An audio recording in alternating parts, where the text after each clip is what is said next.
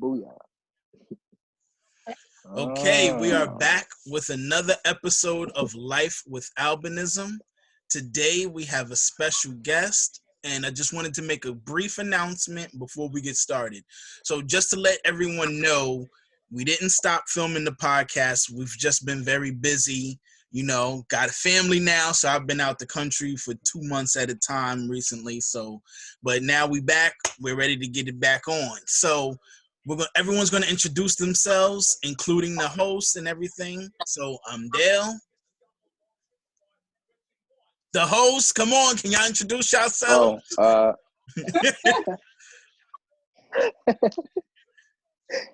good? I'm Avery. I'm Jason. Okay, and we have a special guest today, Abrielle. We want you to talk to us about what it is that you do for a living. Tell us who you are as a person. Give out your social medias if you choose. And, just tell us about yourself, and let's talk about how albinism affects your life. Yeah, so my name is Abrielle McGowan, and I go by Abby for short because a lot of people get my name. I work with preschool kids, and I've been working with kids for 5 to 6 years now. Mm-hmm. And actually, during this pandemic, I've been not working because no one's bringing their kids in. Mm-hmm. Unfortunately, kind of sad, but yeah, I'm in school right now as a psychology major, and I guess my biggest life goal is to open up my own private practice one day. I thought I wanted to be a child psychologist, but I kind of want to work with all age groups, honestly. So, yeah. Jason is a psychology major too. Me and Jason, we're both psychology majors. Yeah, we're both psychology majors. Oh, we need more people in psychology. I love that. What do you guys plan on doing with psychology? Well, I've worked for Child Protective Services as working with children in foster care. Dale, what did you do? So what I do is I'm a New York City designee for early intervention services. So I work with any child who needs mental health services from ages 0 to 3. That's awesome. That's really awesome. Yeah. That's what I want to do with my life. Like, I really have a passion for it. That's good. Yeah, same thing with me. Now, the only thing I would say is in the field of psychology, you kind of do have to have somewhat of a specific age range that you want to work with, because depending on the environment that you're in, there's going to be a specific age range. So if you're like a psychologist at a high school, you're going to have high school age kids. In middle school, you're going to have middle school kids. I don't think you need an age range. You need like a special population you would want to work with. Right. And really an age range too, because if you go to a specific population, you're not going to have 0 to, only way I can think of is like foster care, right? Because you could have a 1-year-old client, you could have a 65-year-old client, but also in foster care, if you're the psychologist, you're only going to be the psychologist for the kids. You're not going to be the psychologist for the parents too. You know what I mean? That's true. That's true. But okay, so and where did you say you work at right now? It's a preschool. It's called the Wonder Academy, and it's a pretty good gig, but I don't really like working for other people, to be honest. And when I first started off working with kids, my mom has her own daycare business, so I kind of started working with her. And then it's like, I don't know if you guys can relate, but working with family can sometimes not go so great. So I don't know. I never worked with family. Never. And I never would. You do work with families. What are you talking about? Family? No, working with family for your own family. Oh, yeah. Oh, no, we ain't doing that. We're not going to do that one. No. But yeah, but how albinism has affected my life, I feel like I let it affect me mentally more so. Like, I just let it affect me a lot because I have nystagmus, so like it really. Yeah, so everyone. Don't we all? We do. Yeah, we all got that. All right, I so know with albinism that don't have nystagmus. yeah, so now I want you to be more descriptive. What do you mean by you let it affect you mentally? Give us like some examples. Tell us exactly what you mean. It's very hard on your self-confidence, in my opinion. It really lowered my self-esteem for a very long time. Like, I wouldn't look anyone in the eyes. Oh, Like, God. it was just really bad. And I finally, I'm 24 now, so I built up the confidence to just look people in the eyes and not think about it, because that's another. It's like I would think about the fact that they could see my eyes moving and just going over in my head, like, what do they think about me? Oh my gosh, I need to look away now because. So Avery, what do you think about that? Have you ever felt that way, like being self-conscious to hold the conversation with someone because your eyes are moving? When I used to have conversations with people, they'd be like, "Are you looking at me or over there?" And I'm like, "You." And then I don't like anyone saying anything like that to me because it makes me so angry. No, but like, but the way I would like, play it off is I would make a joke out of it. I'm like, well, but now maybe I should look over there, just throwing a little joke, just to, joke or whatever. But it's always and good. then like I'll just explain like, okay, well, because I'm albino or have albinism, whatever, my eyes do this. So I let them know, but I soften it up with a joke. You know what I'm saying? So they'd be like, okay, they have more of an understanding with it. I feel like people was more inclined to hear you out and understand you more.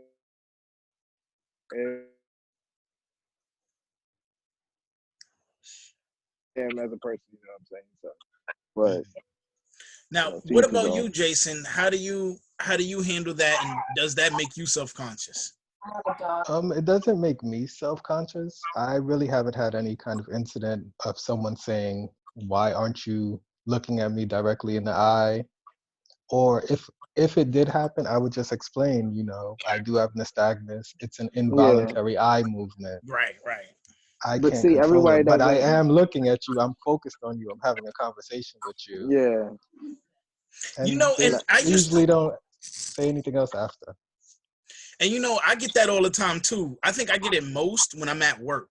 Like when I'm at work, people will be like, "Yo, why are you looking all around?" And then I always make a joke out of it, and I'd be like, "Oh, I'm just scanning the room."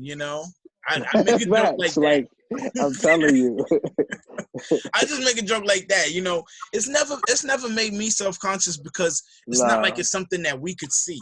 Like, have y'all noticed that if you look in the mirror, your pupils are completely focused dead center.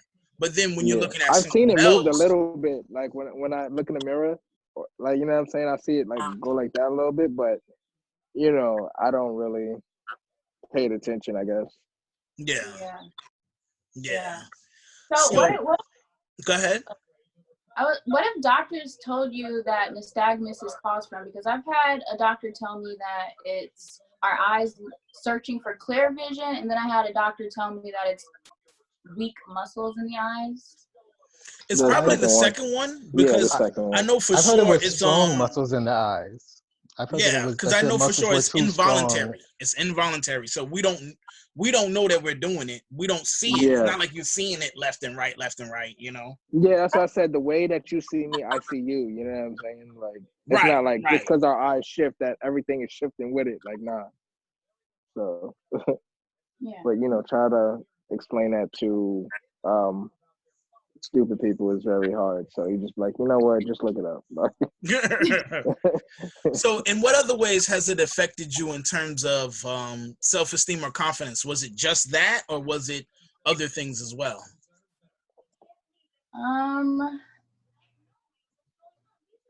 I guess like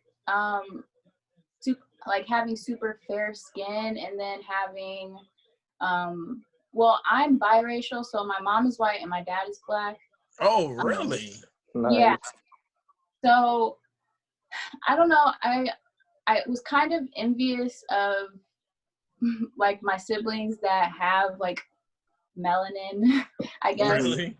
Just being pale and having like black features, it just bothered me, I guess. When And did you know that you was different from everyone else in your family? Like, did you ever just like stop and be like, wow, like I don't look like nobody in here? You know what I'm saying? Like, I feel like it didn't happen in my household where I realized I was different. It happened in school because I would get made fun of. So then I was like, wow, I'm different. Because like when someone points out something about you, that's when you notice it. Because I didn't notice it.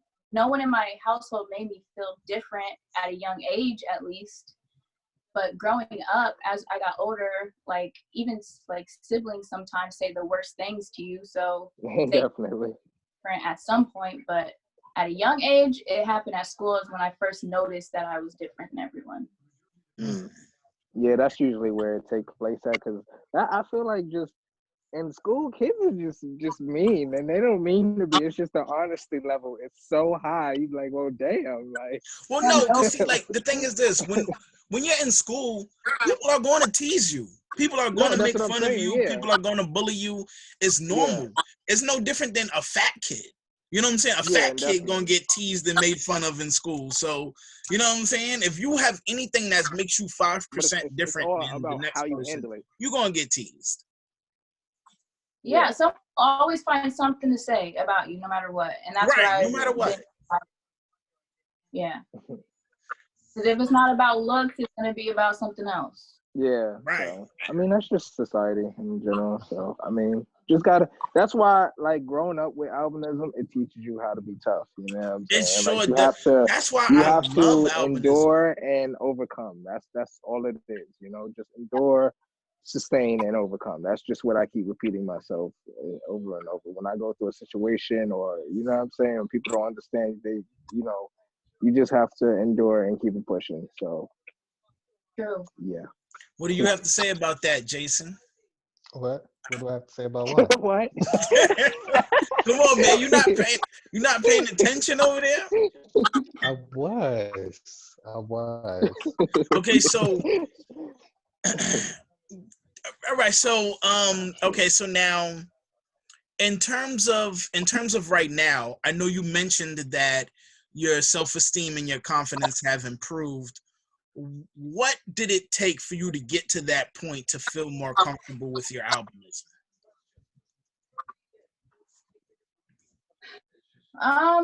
That's a good question. Honestly, it took other people telling me that I was beautiful, honestly, because I didn't believe it for a very long time.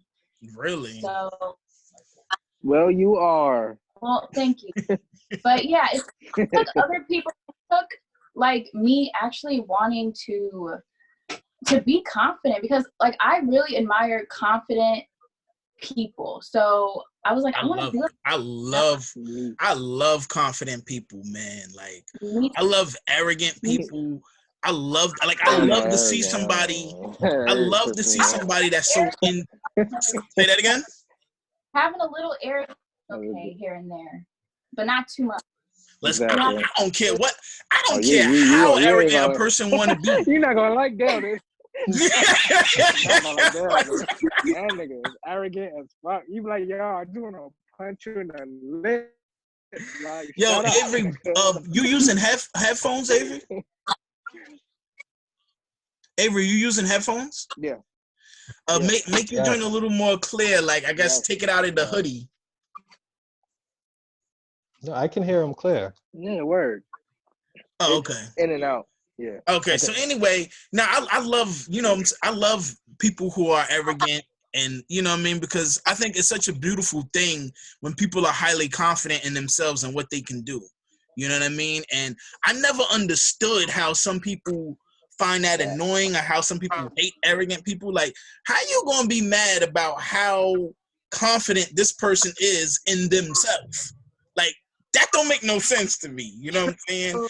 And I encourage more people to be confident. It depends on how they carry themselves. I was about to say that, Jason. I was just about to say that. Like, you can be arrogant or whatever, but it's the way that you approach a situation, or the way you go about talking about what you achieved. You know what I'm saying? Because you could be confident in yourself, right? And you explaining that to somebody, but the way you're explaining it, it's like real cocky and like just Yeah, then you're not gonna like somebody like that. Yeah, Or exactly. you Like, can be you know what's so confident and be completely wrong about something.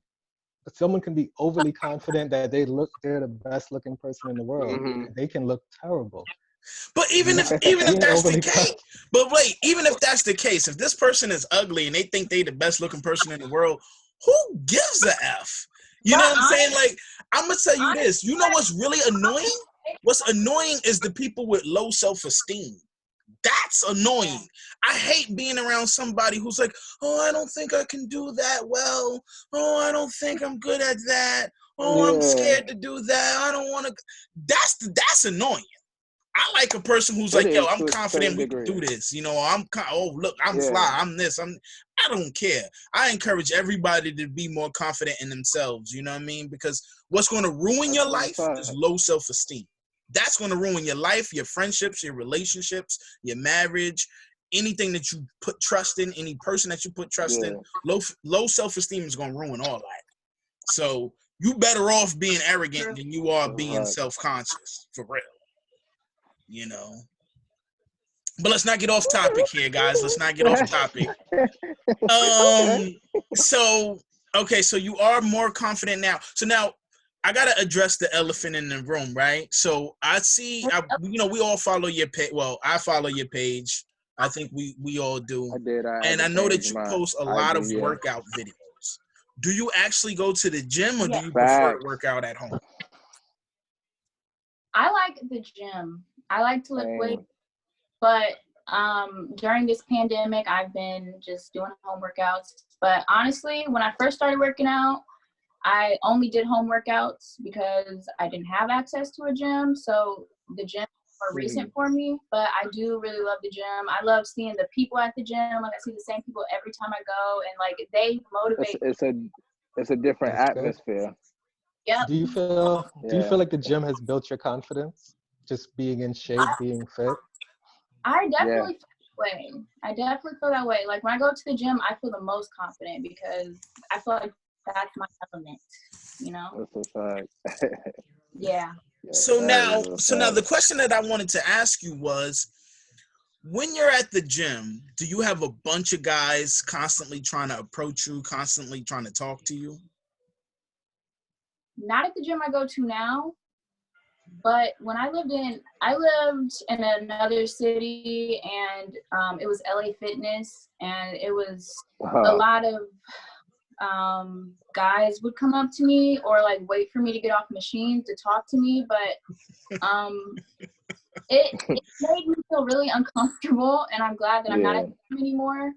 And I don't mind anyone coming up to me as long as it's in a respectful way, you know? So So give us an example of a respectful way and a non-respectful way that you've personally experienced. I've had someone come up to me and take my headphone out of my ear. Oh no. Oh wow. You gotta swing on That's that, so nigga. tight. You gotta swing. That's the nigga you swing on right there. Up my set. I was very like, yo, that's crazy. How did you react to that? I was just like, what are you doing? Like, weirdo? Fucking weirdo? Yeah, that was really yo, that's crazy. Then a respectful way is just like, just not pulling my headphone out of my ear, just like talking. Yeah, word. Excuse me. Yeah, wave you down. Yeah, like. Now, does it make you feel uncomfortable because you're focused on your workout and you just want to get that done, or does it make you feel uncomfortable because you feel like this guy is like gawking at you the whole time while you're doing your set? Well, honestly, when I'm at the gym, I have like tunnel vision, so I'm not looking at anyone or paying attention to anyone. So if I am interrupted, then it's more like why I'm in the middle of something. Yeah. More so I definitely feel you on that. Do you feel like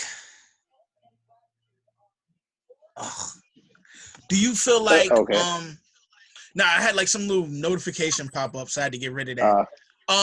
Do you feel like your albinism brings more male attention to you? Meaning, like, do you feel like more men seek you and want you because the albinism makes you look more exotic, or no?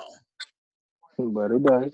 Well, that's a good question, and I haven't really thought about that. But you know, sometimes You haven't thought about that? No, Look at it. Look at it this way. Look at it this way. You have black features, but white skin and goldish blonde hair. That's very rare to have as a human, whether you white, black, or whatever.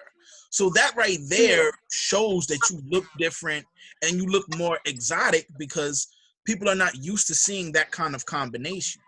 You know what I mean? Not even on a pure white person. Very rarely do you find them with blonde hair, blonde skin, blonde eyelashes, eyebrows, everything. You know what I mean? Blonde skin. I'm surprised you never thought of it that way. But not to cut you off, what were you getting ready to say about it? Yeah, like I said, I haven't really thought about that, but it does make sense.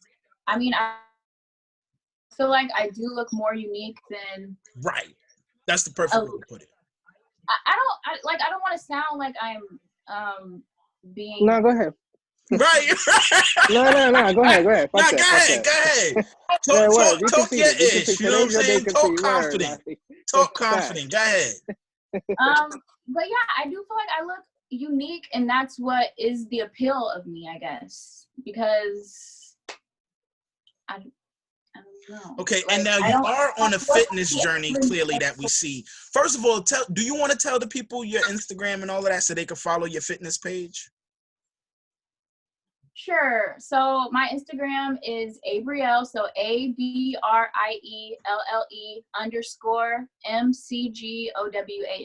Abrielle McGowan. So if anyone wants to follow me, you know, follow me.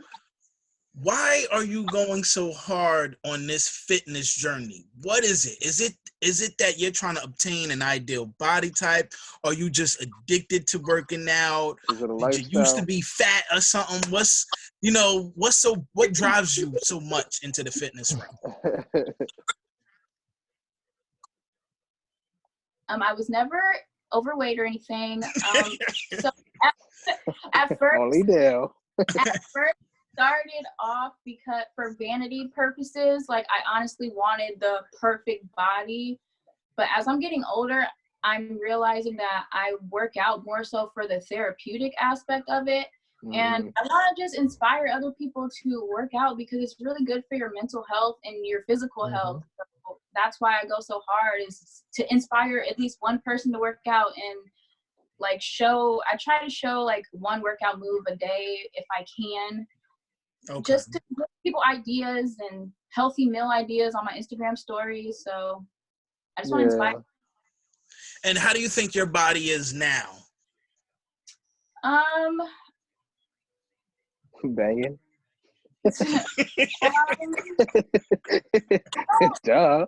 No, I feel like my body is at a point where it's not really changing, honestly. Like it's just been the same, and I'm okay with that. Like I'm not trying to lose weight or gain weight. I'm just trying to stick with what I'm doing and just do what feels good for me. But how do you like it? How do you like it as of now? How do you like your body? Do you feel like you? I like it. I feel confident in my skin, and No, you don't like it. You love it. Do I love it? Yes. Is that what you said? I'm telling you, you're supposed to. Yeah. Yeah, you're supposed to love your body, not like your body. This is my body, so I have to love it. This is the only body I have. Exactly. And I must say this, you're clearly doing a good job, because I'll tell you straight up, I'm not even attracted to skinny women at all. That ain't even my style.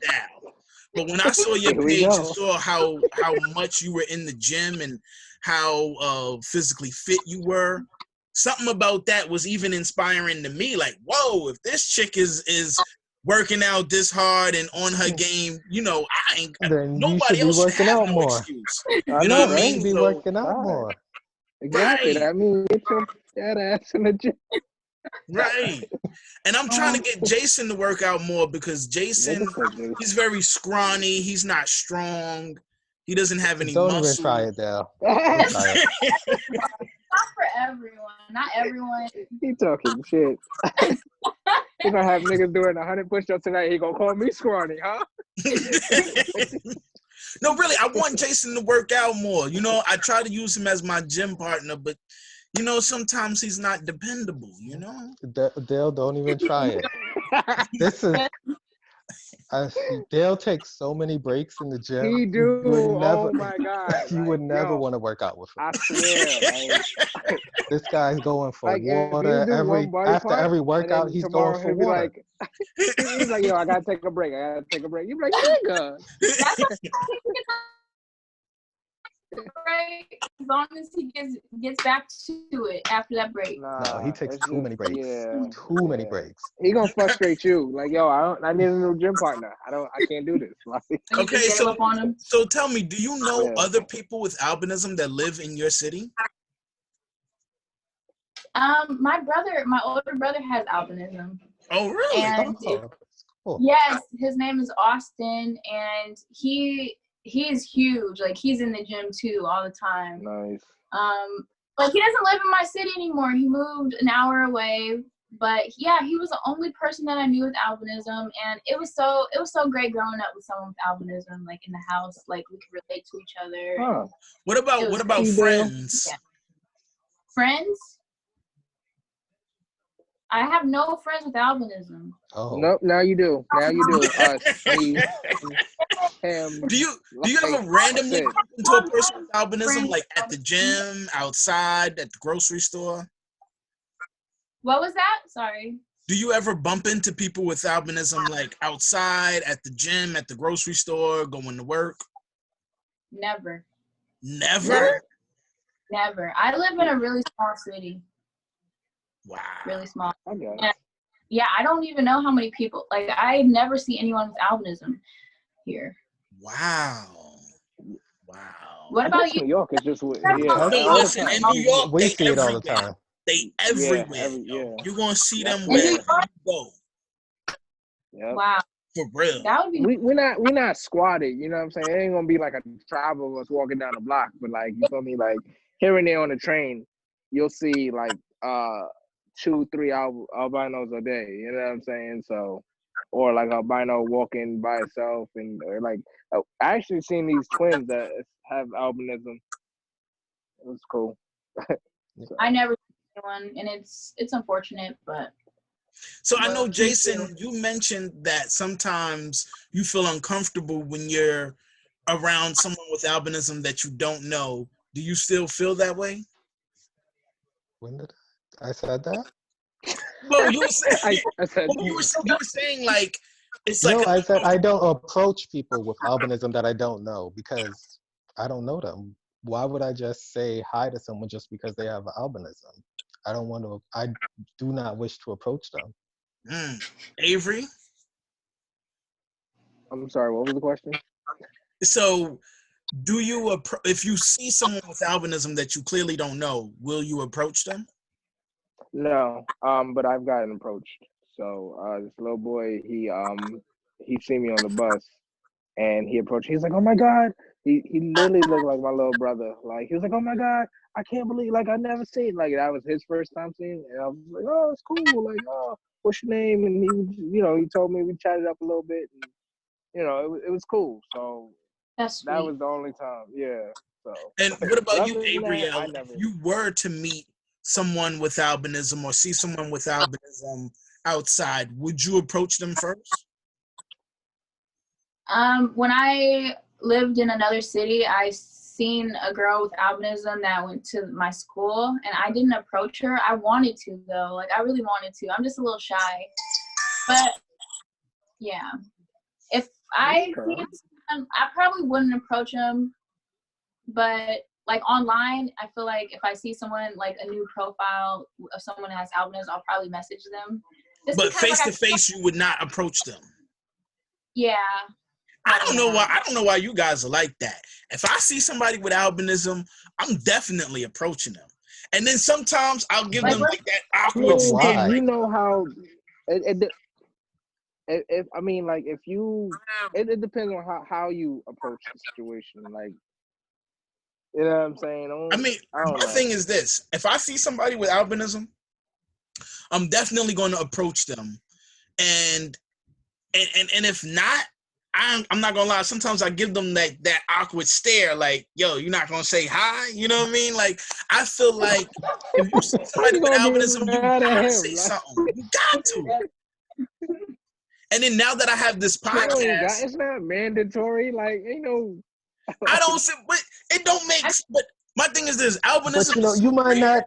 you might not like this person. You might have It ain't nothing about. in I don't common give with them a. Listen, other I than don't like having nobody. albinism. But if I see you I got mean, you ain't gotta albinism, I'm like them, definitely but gonna like, approach you. I get annoyed. Like, you feel me? Yeah. Listen, especially now that I have I this don't know. To each podcast. his own.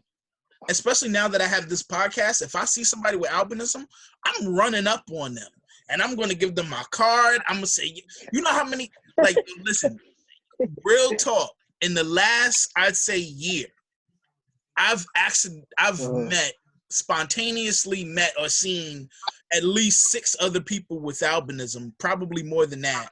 And every time Which I is see very them, now that I true. have the show, I run up on them and I give them my business card and I say, "Hey, I have this show called Life with Albinism. I want you to check it out. How Here's the the fuck did y'all change? page," so on and so forth. So now I go harder now when I see somebody with albinism. And every time I meet one and give them my card, I get their number and they say, "Yo, I would love to join your show." It happens all the time. So I love to do it now. Yeah. Yeah, I mean, I want to go up to them. I just don't. If I do see someone, I would want to go up to them, but I'm a little shy, so. I You gotta encourage you. break that. You got to break. I encourage everybody to do that. If you see somebody with albinism, and then this is the main reason why you should approach somebody else with albinism, because when you do, you never know. They may be like you, who hardly ever see somebody with albinism, and now they feel a certain level of like enlightenment just by meeting someone else with albinism. Like at least 2 Yeah, I'm not gonna lie. You people. could make someone else's day just by going to say hi to Right. them. You know what I'm saying? Right. So The last guy I saw on the train who had albinism, the funny thing is we were sitting right beside each other and I approached him, gave him my card and everything. And he said, this was his exact words. He said, "Wow, this is so surreal to me right now because I've never met another person with albinism before." And this guy was like 19 years old. So you never know. Approaching that person that you see with albinism might make their day 10 times better because they might tell you, "Wow, I've never met somebody else with albinism." So that's why it's good to approach them. You know? Yeah, and you could be someone's reason for smiling. Right. So in closing, we want you to just tell the people exactly, just let everyone know what it is that you feel is the most important thing about living with albinism, and give the viewers at least one advice that you would give to someone with albinism who might have gone through what you've gone through. The most important thing? Yeah. Most important thing. What do you mean by that? Like a bit of advice that you would give somebody else with albinism. A bit of advice. Always wear sunscreen. Always wear. Facts. I mean, there are accommodations available to you. Always take them. Don't be afraid to ask for help, especially in school. And just be yourself and be confident and look people in the eyes, because nystagmus should not stop you from having good conversations with someone and looking someone in the eyes. So that's advice. Very good. Very good. Very good. Yo, and like I said, I'm gonna need you to send me her Instagram. Yeah, because I switched Instagrams. I had you, but a lot of So I'm gonna need that again. So, and again, we absolutely love your fitness page. You do an amazing job. I can't even tell that you're shy because you are always posting workout videos. That's a fact. You're doing an amazing job. You look beautiful. Amazing. Great. It's absolutely great. And thank you for Yo, coming you on gonna to the train show me? as 'Cause I well. need We've a been trainer. trying to get you on this show for a while, so I'm happy that you're I finally. know. Yeah, for real. You guys for having me so much. I really appreciate this, and I enjoy talking to you all. Thank you. Thank you. Thank you. Definitely appreciate that. All right, You gotta come guys, back we're on gonna one wrap. day, though. That's a wrap with this episode of Life with Albinism. Thank you all for joining. Bye. You, all right.